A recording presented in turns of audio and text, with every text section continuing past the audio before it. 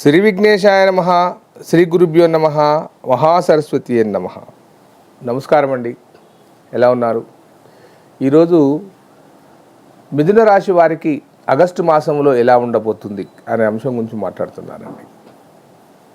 చాలామంది ఫోన్ చేస్తున్నారు, పరిష్కారాలు తెలుసుకుంటున్నారు, చాలా సంతోషం. కానీ కొన్ని ఛానళ్ళల్లో మాట్లాడే వాళ్ళని చూస్తే నాకు చాలా విచిత్రంగా అనిపిస్తుంది.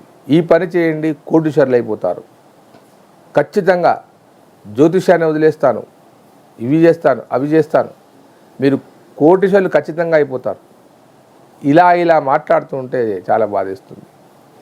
మన జీవితంలో ఎవరు కూడా ఒకేసారి కోటీశ్వరులు కాలేరు. ఒక సమయము, ఒక అనుకూలత అనేది రావాలి. దానికి దైవం తోడు కావాలి. నువ్వు క్రమ పద్ధతులు ఉండాలి. అప్పుడే కానీ నీకు దేవుడు సహకరించి నీ జాతకం సహకరిస్తేనే కానీ అవుతావు. జాతకం అనేది దోషాలను ఎత్తి చూపుతుంది, దాని పరిష్కార మార్గం కూడా తెలియజేస్తుంది. దాన్ని ఫాలో అయితే అంచెలంచెలుగా ఎదిగిపోతావు. కానీ ఇలా అయిపోతావు అని కాదు. ఇక రాశులకు వస్తే, రాశులలో ఈ రాశి వాళ్ళందరూ కూడా ఇలానే ఉంటారని నేను ఒప్పుకోను. ఎందుకంటే వారి జాతకంలో కూడా దశలు, అంతర్దశలు ఉపయోగపడతాయి. ఒక్కొక్కరికి ఒక్కొక్క దశ నడుస్తూ ఉంటుంది. ఈ మిథున రాశి వారు ఉన్నారనుకోండి, ఈ రాశి ఫలితాలు అందరికీ ఒకే తిరిగా ఉండాలని లేదు. జన్మ నక్షత్రం ఉన్నవారికి మాత్రం కలుస్తూ ఉంటుంది, నామ నక్షత్రం ఉన్నవారు కలవకపోవచ్చు. కాబట్టి జాతకంలో కనుక మంచి స్థానాన్ని పొంది ఉంటే గోచారం అక్కడ పక్కకు పడేవలసిందే.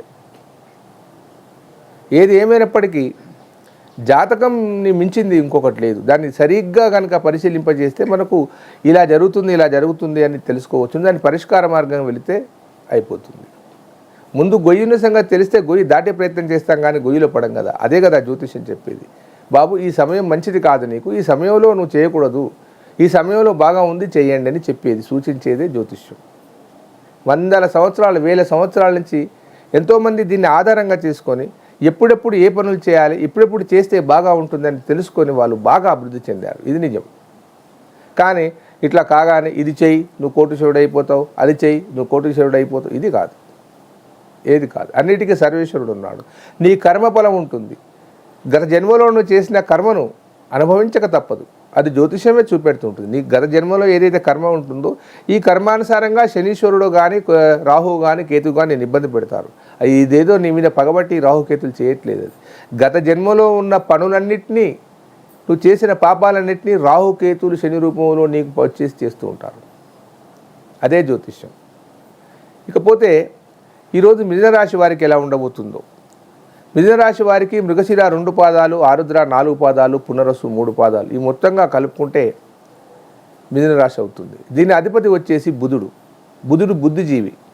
ఈ రాశి వారు ఎవరైనా ఓపికగా ఉంటారు. ఎక్కడ తగ్గాలో ఎక్కడ నెగ్గాలో బాగా తెలిసిన వారు. కష్టం వచ్చినా సుఖం వచ్చినా ఏదైనా సమంగా తీసుకునే శక్తి వారికి ఉంటుంది. అలిపెరగకుండా పోరాటం చేసే శక్తి కూడా ఉంటుంది. ఇకపోతే మృగశిర 2 పాదాల వారు కుజమహర్దశతో జీవితం ప్రారంభమై, కుజుడు 7 సంవత్సరాలు, రాహు 18 సంవత్సరాలు, గురువు 16 సంవత్సరాలు, శని 19 సంవత్సరాలు, బుధుడు 17 సంవత్సరాలు, కేతు 7 సంవత్సరాలు. ఆరుద్ర 4 పాదాల వారికి రాహు మార్గదశతో జీవితం ప్రారంభమవుతుంది. రాహు 18 సంవత్సరాలు, గురువు 20 సంవత్సరాలు, శని 19 సంవత్సరాలు, బుధుడు 17 సంవత్సరాలు, కేతు 7 సంవత్సరాలు, శుక్రుడు 20 సంవత్సరాలు. ఇక పునర్వసు 3 పాదాల వారిని తీసుకుంటే గురు మహర్దశతో జీవితం ప్రారంభమవుతుంది. గురువు 20 సంవత్సరాలు, శని 19 సంవత్సరాలు, బుధుడు 17 సంవత్సరాలు, కేతు 7 సంవత్సరాలు, శుక్రుడు 20 సంవత్సరాలు, రవి 6 సంవత్సరాలు. దశలు పదే చెప్తూ ఉంటాను. ఎందుకంటే ఎక్కువ కాలం సమయంలో మీ జాతక పరిశీలన చేసినప్పుడు ఆ దశానాథుడు కనుక సరిగా లేకపోయేది ఉంటే మీరు ఏమి చేసినా కానీ ఫలితాలు రావు.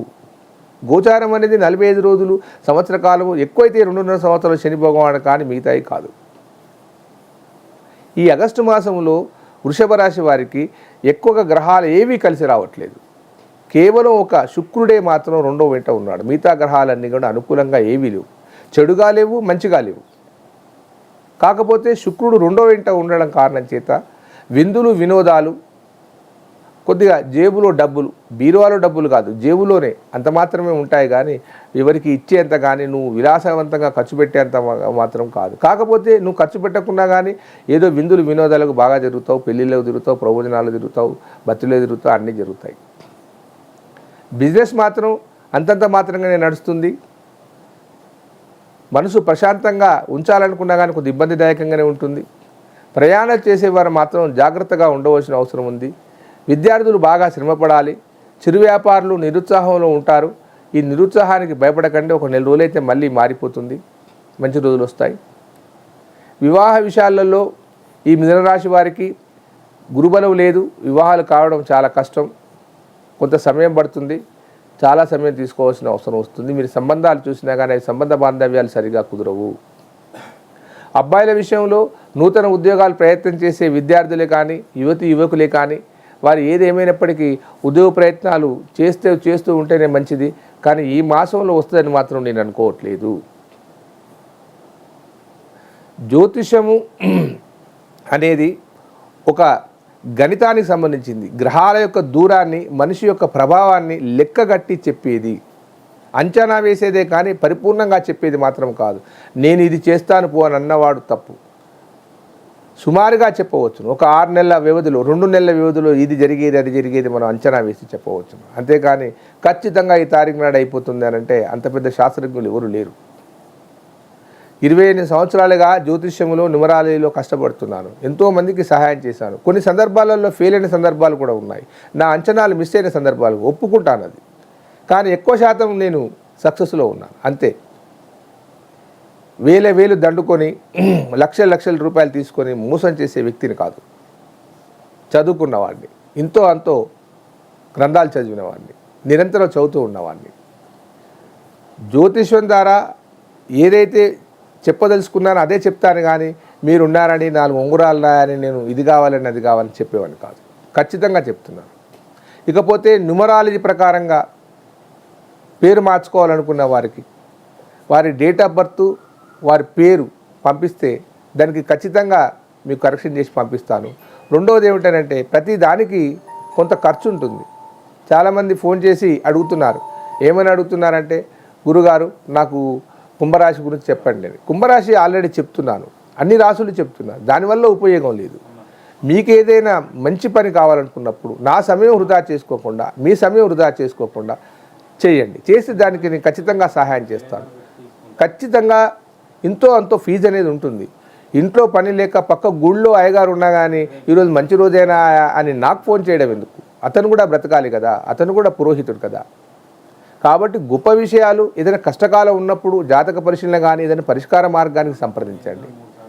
దయచేసి లైక్ చేయండి, షేర్ చేయండి. మీకు ఏదైనా సమస్యలు ఉంటే అపాయింట్మెంట్ తీసుకున్న తర్వాతనే ఫోన్ చేయండి. సర్వే జనా సుఖినో భవంతు.